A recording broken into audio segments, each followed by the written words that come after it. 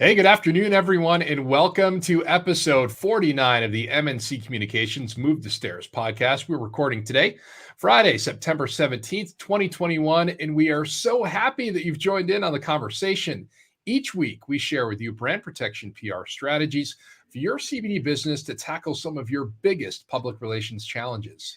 Well, and if you've been listening for a while, you know that we've had these really great conversations with a host of a CBD podcast, a cannabis industry trade reporter.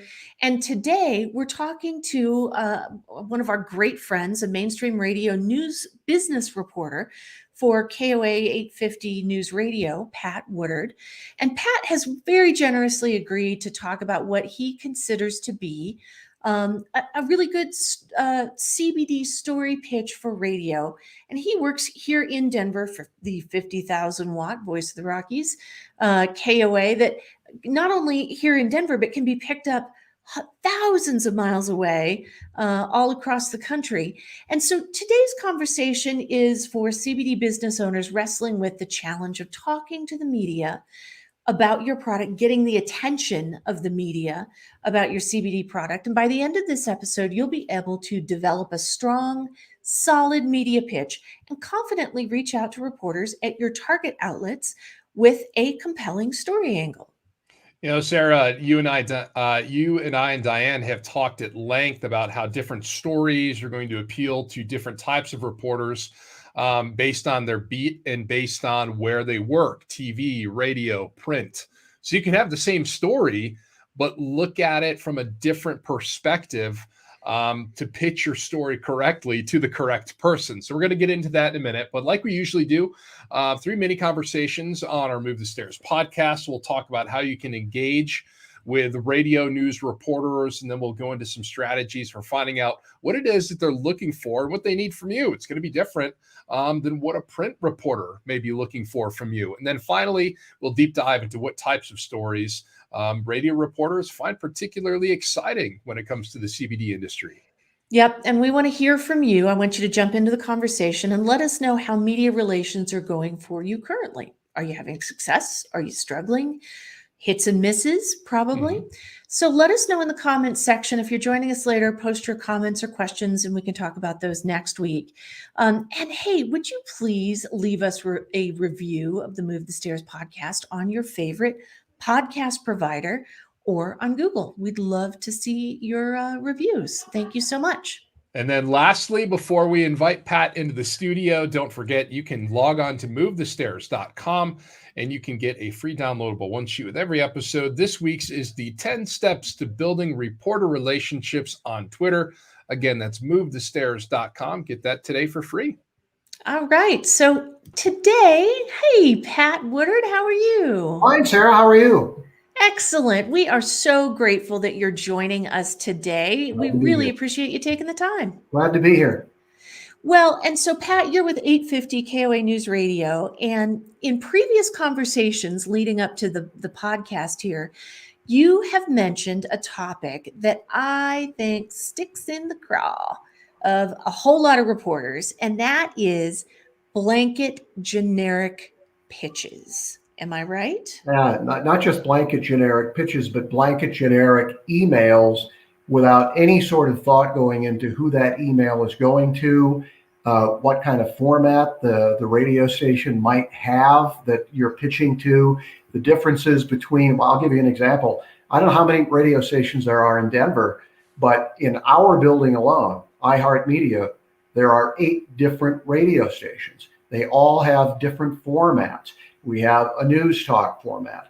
We have a news radio format, which is a mixture of news and talk. We have stations with various music formats ranging from rock and roll to country music to whatever. So it's really, it really is annoying to see a pitch come to my newsroom that, okay, this might be interesting for a station that has a totally different format and a totally different focus in what they do. But for me, it doesn't really hit home. So I think what a lot of business owners in general don't do is think about who they're pitching to, research who they're pitching to, listen to that station, hear what their format is, hear who their personalities are, what they sound like. If you can pick up any insight on what some of their views might be, that could certainly help in whatever pitch you're doing. If you listen to their newscasts, what sort of stories are they doing? How long are the stories? All of that really ties into what kind of pitch might be appropriate to go to that particular station, or even more so to a particular reporter. We have, I wish I could tell you how many emails I get a day. Oh man, that's got to be ugly. It's probably hundreds. Oh man. Literally, I have to go through that, and a lot of them go to spam, but a lot of them don't. And so I have to go through each one of those. And if a subject line on there is not something that grabs my interest or makes me think that it's for me, I have to hit delete. There just are not enough hours in the day for me to sit there and go through every one. And especially if a lot of them are going to have lengthy pitches attached to them. It's funny. So Pat, we were just sort of chit-chatting before the show here, and you mentioned, speaking of these, like the little nuggets that you can pick up, you mentioned your 92-year-old mom. Who 92. Okay, 92, who uses CBD in like a, I'm assuming like a cream or a, aches and pains. A cream or an ointment, things for aches and pains and things like that, or bursitis or whatever. That is the first place that I would go if I were pitching you. I'd say, man, we got to talk about how, this product or that product or the new research out that might be able to help people like your mom. Well, and not only that also ties into the type of radio station you're listening to and you're pitching to. For example, KOA, we are a fairly older skewing radio station. Our listeners are up there a little bit. They're not necessarily the 20-somethings or even the Gen Xers. They're a little bit older. Now, at the same time, they're very active. A lot of hikers, a lot of bikers, a lot of things like that. So people who are going to have aches and pains that topical treatments might be able to help with. And if my mom is taking CBD products, that tells you that she's not exactly the most liberal person in the world. So this is something that has appealed to her as something to try. And you've got to take that into consideration when you're making a pitch. And that's when you look at a radio station and you say, okay, what's their audience? You have to do a little research to find out what that is. I think it's fascinating because these are things that your typical person just throwing something out there to you, Pat, wouldn't really think about. They would think we have this miracle product, it does this and it does that and it helps treat this and it does all these things, and we're just so excited to talk about it. But really becoming targeted with your strategy is the best way to go about this. So I would say, or I should ask you, when you're thinking about things and you're covering stories, if you saw something come up in the news that was relevant with CBD and you're looking at the, Google and you're typing in business names and you call up a business because you say, hey, I've heard about this, I want to get some more information. Do you look at that as an opportunity for the business? I mean, how often do you do that and you have a business say, oh, I'm so sorry, I can't talk right now? We think that's a great opportunity for branding for that particular company, especially if they work well with media.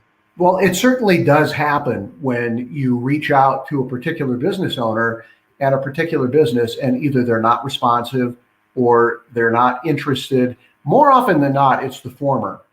Maybe they think they're too busy. Maybe they think that a media outlet calling them is trying to get something on them or something like that, especially if it's a news organization. But I think if you think about it as an opportunity and at least take the time to respond, take the time to find out what the interest level is, what they're looking for, because if they're calling, chances are they've got an angle, they've got an idea that they want to pursue. And they're looking to you as the business owner for help in getting that story on the air. They're not looking to get in any sort of a confrontation. They want someone to partner with who's going to give them the kind of story that's going to make their listeners have value coming from the radio station. So yeah, I absolutely think it's an opportunity for the business owner if a TV station or a radio station or a newspaper or a magazine is calling, I mean, you've got to look at it from a standpoint, okay, they're calling me. If they don't call me and I don't respond to them, chances are they're going to call my competitor because they may be doing the same thing. And that competitor is going to get some airtime that I'm not going to get, even if it's not in the form of a commercial. And by the way, commercials cost a lot of money on radio and TV. Whereas if it's in a news product, it's free. You're not paying anything for it. It's not done in the form of a commercial, but it's probably going to be done in the form of a story that more than likely is going to reflect well on your company and your product. So yeah, I absolutely think people need to look at it as an opportunity that's calling on the phone or reaching out via email. And Pat, how often do you end up with a different angle or a different story? Like you start out talking to a source and you think the story is X, and actually it ends up being Y. How often do you kind of go on a journey as you're reporting a particular story? I won't say it happens every time, but it happens frequently. And that's because, reporters are curious people and they ask a lot of questions, but a lot of times it's just a matter of when you're doing your preparatory work for an interview and you happen to be talking to a story subject and you develop some level of comfort, and pretty soon they happen to say something about, so this is the story we're doing right now, but we also do this. And you might think to yourself, well, I don't think I've ever seen that story done.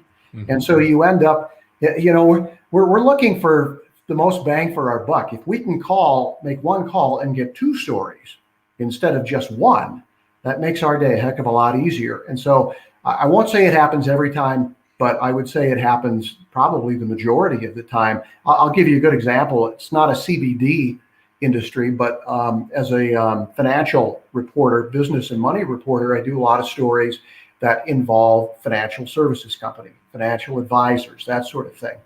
And I remember in one case, I was doing an interview with one of them about saving for retirement. And we were all really kind of very focused on what you need to do to save enough money to get you into retirement. And then when you start drawing that retirement, what your income is going to be. And kind of in passing, he said, but you got to be careful because if you take too much income, you're going to get killed in taxes and you're going to end up losing probably a lot of the money that you thought you were going to get. Well, that opened up an entirely new avenue of conversation and gave us more stories to do than the one we started with. So we had now an entirely new conversation about the tax implications of your retirement and how you have to structure it to make sure you're not getting so much income that it's throwing you into a higher tax bracket. So that happens all the time. I think it's so fascinating that, businesses, and no matter what industry you're in, CBD or otherwise, they can be so fixated on what it is that they want to talk about. And they oftentimes overlook the really neat components of what it is that they do that could potentially differentiate their business from their competitors, or at least provide a nugget to members of the media that can then go and do a story like you just I think that happens on both sides, though. It happens certainly with the business owners who have a point that they want to get across. And it also happens on the reporter side where we get so fixated in something that we want that we might overlook some opportunities that come right at us. And a lot of that's just a matter of being a good listener and actually listening to what's being said instead of thinking in your head, okay, what am I going to ask next to accomplish the goal that I set out for in the first place. So a lot of that just has to fall on both sides to say, listen to what the other person is saying, because that could trigger some other opportunities for you. And that's both for the reporter and for the business owner as well. Well, what a great point that is. And just a little bit of housekeeping. I want to remind everyone that we have a free downloadable one sheet with actionable strategies, which is about building a relationship with reporters on Twitter. And I think helping people think about how they can build these authentic relationships and, listen for those nuggets that might help them lead to, hey, I bet you didn't know this. So grab that off of Twitter and print that out.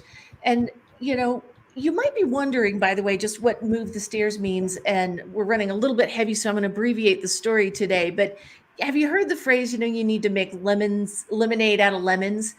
It's basically what the move the stairs philosophy is. No matter what you are dealing with handed, no matter what's going on, no matter how many times your sources don't call you back, you figure out how to make it happen. And that's the move the stairs philosophy. So Pat, we have talked to our listeners in the past about what they can do. And let's talk a little bit about what they shouldn't do. You told us, and this is a quote, and I love this because I noticed this on Monday when I was at the airport. I see CBD products for sale at the airport, so don't pitch me on CBD's novelty. Pitch me on its normalcy. Great quote. Tell me what you mean by that. Yeah, I just love that.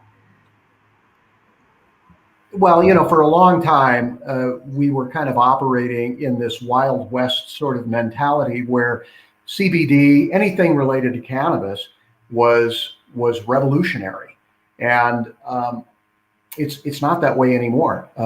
Not for cannabis in terms of marijuana. When you look at it now being sold both for medicinal and recreational use, although there are still many hurdles there for some business owners. Certainly not for CBD products. As I mentioned, if my 92-year-old mother is taking CBD products, it's not like it's really very revolutionary anymore. It's mainstream, and you have to treat it that way. You have to say, you can't just come and say, well, CBD, the fact that we've got a business that does it makes it worth covering, because it doesn't anymore. There are so many businesses that are doing that, so many places that sell it, mainstream, any place you can think of. Some of our air personalities on KOA endorse CBD products on the air for their own aches and pains and whatever other uses they might have for it. So that shows you exactly how mainstream it's become. So you have to treat it now as a business owner as this is a solid, proven mainstream product that we need to get out and say the evidence is there, the proof is there, that this product does what we say it's going to do, and we can back that up. And so why would you not consider using this product, as opposed to, hey, it's new, it's fresh, it's exciting, so run my story. So just to follow up on that, Pat, as you're talking to and you're looking for experts to get quotes from or to get facts from, what are some of the things that you're looking for from whether it's a CBD or cannabis industry leader to go back to them the next time around that something pops up in the industry? Because, part of brand protection PR is helping to elevate our clients to be a thought leader in their space. So members of the media look at their opinions and look at what they have to say and want to invite that into their columns or into their radio pieces. Well, I think the first thing to say is that there's no shortcut to respectability and reliability. This is something, relationships take time to build up, to get that level of trust between the reporter and the business and vice versa.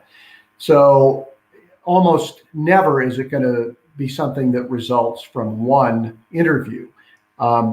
Maybe the first interview that I had went pretty well, enough so that I might consider calling that person again. Sometimes I try to, expand the virtual Rolodex and call others as well. And once I've got a little bit of a base of contacts in the industry that I've interviewed before, I can think back and say, okay, well, this person gave me sound bites that were short, clean, informative. They didn't drone on. There weren't a lot of uhs and ers and buts that I have to edit out in terms of getting it to a length that I'm going to be able to use. So that's a start. And then also, if we got any reaction to the interview, and if the information turned out to be what we thought it was going to be. And if that particular business owner comes off as someone who's genuinely got a story to tell as opposed to just a product to sell, if it makes it sound like that business owner, has an interest beyond just selling their product, that's going to give them more integrity in my eyes and make it more likely for me to go back to them. So it's, as I said, there's no shortcut. It's just something that has to take time, and it takes patience. And I know that can be frustrating because everybody wants results and they want them right now. Well, if thought leadership was something that happened overnight, we'd all be there, right? Absolutely. I think that's a really good point, Pat. The idea that you are going to go back and talk to people who provide information, not sales. You know what I Yep. mean? I think that part of developing thought leadership, as Jordan just said, is becoming a resource for information that you as a reporter will be able to trust them to say, explain this element to me, or explain how this might affect people, or explain this piece of it without selling me on Right. on one of your products. I mean, that's a decision point for you, I would imagine, in thinking about going back and talking to someone again. No, it is very much a decision point to look back and say this person comes across as credible and doesn't have one specific agenda. But another thing that I look at, and I think that and this goes back to doing research on who you're pitching your story to. My role at KOA, for the most part, is to report on business, to report on consumer trends, and to report on industries. So even if it is somewhat of a sales pitch, from my standpoint and for what I do, that's okay, because I'm trying to profile local businesses, in particular local businesses, Colorado-based businesses, what they're doing, and tell our listeners what these companies are all about and what value they might be able to provide to our listeners' personal lives.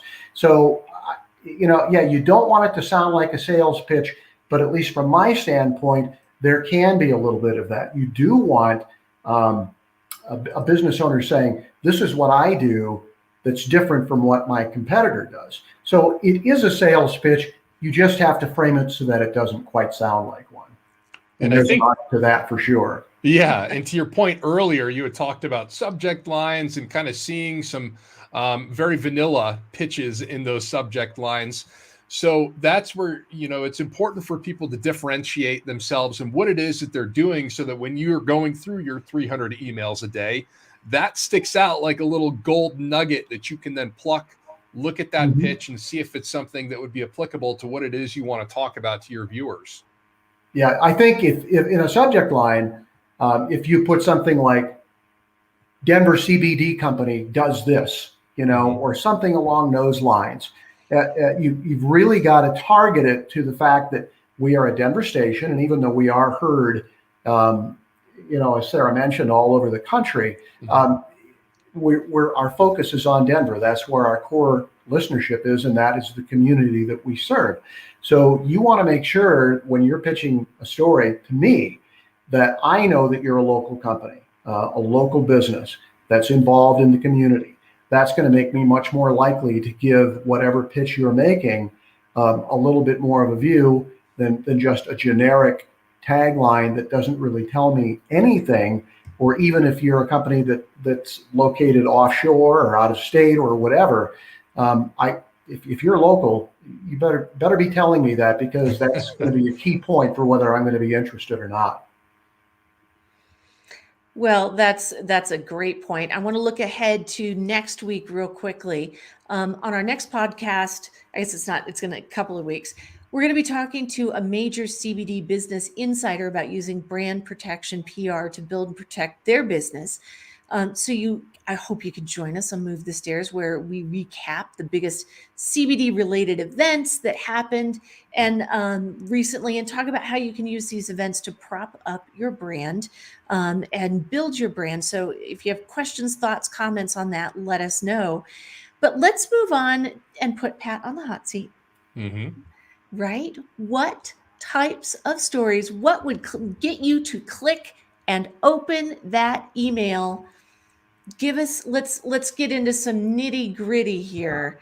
And one thing that we hear a lot from reporters is paying attention to trends and figuring out where the media are going to go next. So what do you think your listeners are going to be interested in from a CBD perspective? Like what's the next gold nugget that you're looking for in your inbox? Well, the next gold nugget, I think, for me is from a consumer standpoint of where our listeners are, is what CBD products can accomplish beyond what we already know about. Where does this go next?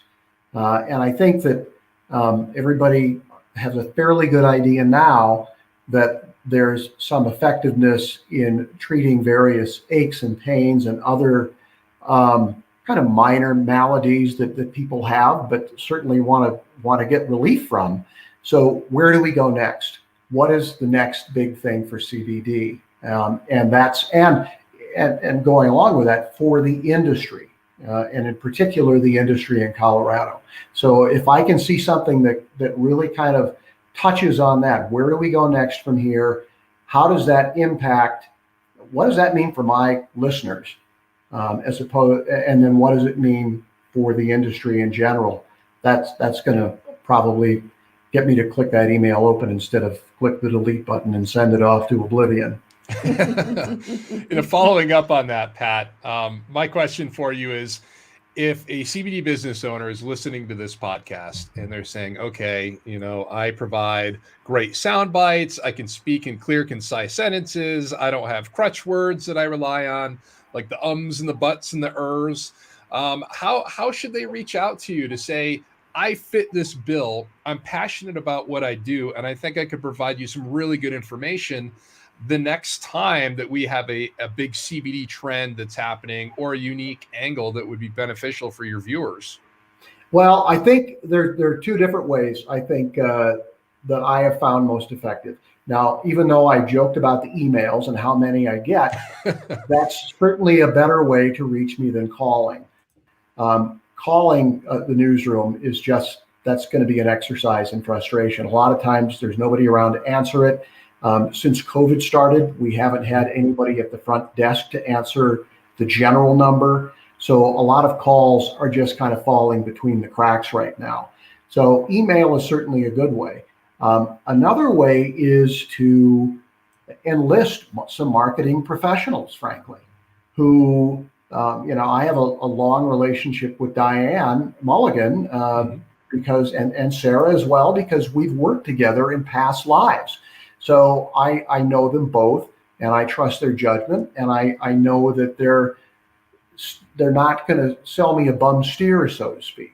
Mm-hmm. So that's another way. If you can't, as a business owner, figure out how to do this yourself, enlist some professional help, because there really are people who know how to do this and can get you and your product at least a hearing in front of a media person who might then be interested in doing the story. Boy, speaking of past lives, that's about 4 lives ago, I think. But our one question that we had, and I think this is a really key one that tees off of the thought leadership idea, is, do you have an example where a CBD business or another type of business really worked to build that relationship, worked to build that trust, that credibility factor, the factor that when you see that person's email pop in your inbox, you go, what, I'm going to take a look at this. And when the time was right, that person or that business became a really good resource for you. Well, certainly I can't say that's the fact with the CBD industry.